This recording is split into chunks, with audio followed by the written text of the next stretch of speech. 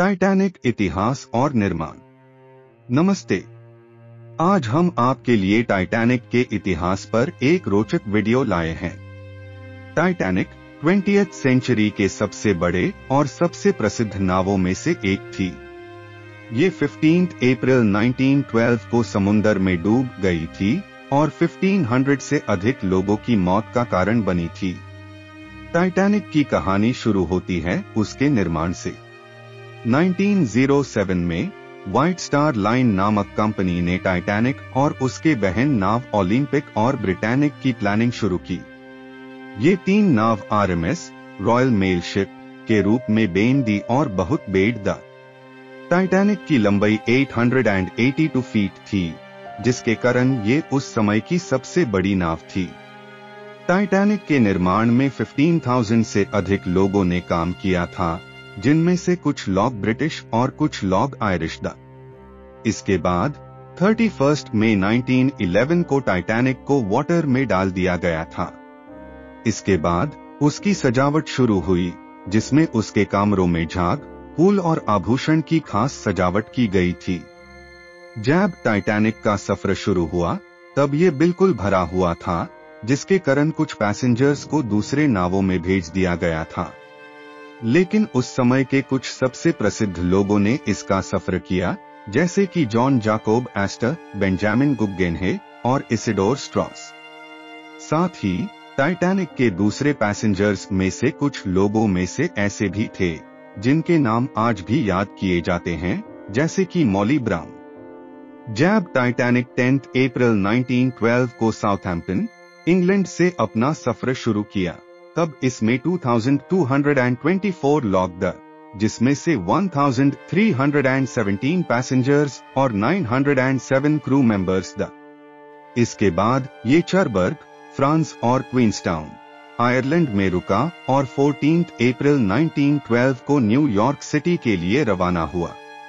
Titanic के सफर के दौरान उसकी स्पीड काफी तेज थी, जिसके कारण ये बहुत जल्दी आगे बढ़ गई। लेकिन 14 अप्रैल 1912 को टाइटैनिक को एक ऐसी जगह से गुजरना था जहां आइसबर्ग था।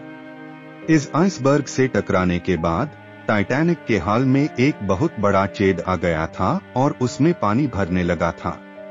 टाइटैनिक के क्रू मेंबर्स ने ट्यूरेंट हाई इस बारे में सारे पैसेंजर्स को इन्फॉर्म किया और सारे लाइफ बोट्स तैयार किए। लेकिन टाइटैनिक के लिए लाइफ बोट्स सिर्फ 20 हाई द, जो कि उसके पैसेंजर्स और क्रू मेंबर्स के लिए बहुत कम थे। इसके अलावा टाइटैनिक के क्रू मेंबर्स के पास इतनी ट्रेनिंग भी नहीं थी कि उन्हें लाइफ बोट्स को सही तरीके से चलाने में मदद की जा सके। टाइटैनिक की संख्या बढ़ती गई और उसके पैसेंजर्स और क्रू मेंबर्स को लाइफ बोट्स में बिठाना शुरू किया गया, लेकिन इस समय तक टाइटैनिक के पास केवल 16 लाइफ बोट्स बचा था और ये भी अधिकतर लाइफ बोट्स सिर्फ आधे से कम लोगों को ले जा सकते थे। इसके बाद भी कुछ लोग लाइफ बोट्स में बैठने से मना कर रहे थे और उन्हें ये लगा कि टाइटैनिक के जैसी बड़ी नाव कैसे डूब सकती है।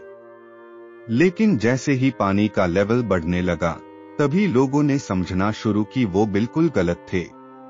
टाइटैनिक बहुत जल्दी डूबने लगी और जिनके पास लाइफ बोट नहीं था, उन्हें बहुत मुश्किल से पानी में तैरना पड़ रहा था। टाइटैनिक के नौजवान रेडियो ऑपरेटर जैक फिलिप्स और हैरोल्ड ब्राइड ने बहुत कोशिश की अपने आसपास के नावों को बुलाने के लिए, लेकिन उनकी मदद नहीं की गई। 15 अप्रैल 1912 के रात में टाइटैनिक डूब गई और 1500 से अधिक लोगों की मौत का कारण बनी। इसके बाद बहुत सारे लोगों ने टाइटैनिक की बचाव की बात की और उसके लिए इन्वेस्टिगेशन भी शुरू किया गया। टाइटैनिक के डूबने के बाद बहुत सारे रूल्स और रेगुलेशंस में भी चेंजेस किए गए, जिससे ये हादसा दोबारा नहीं हुआ। आज भी टाइटैनिक के इतिहास को याद किया जाता है और उसकी यादों को हर साल 15 अप्रैल को याद किया जाता है। इसकी कहानी में बहुत सी फिल्में और बुक्स लिखी गई है, जिसे हमें उस समय की तस्वीर मिल जाती है। टाइटैनिक की यादों को हमेशा याद रखना चाहिए, ताकि हम कभी भी ऐसी घुटानों में फंसने से बच सकें। ये थी टाइटैनिक की रोचक और दिलचस्प कहानी। उम्मीद है कि आपको ये वीडियो पसंद आई होगी। आप हमें कमेंट बॉक्स में अपनी राय जरूर दी और चैनल को सब्सक्राइब करना ना भूले। धन्यवाद।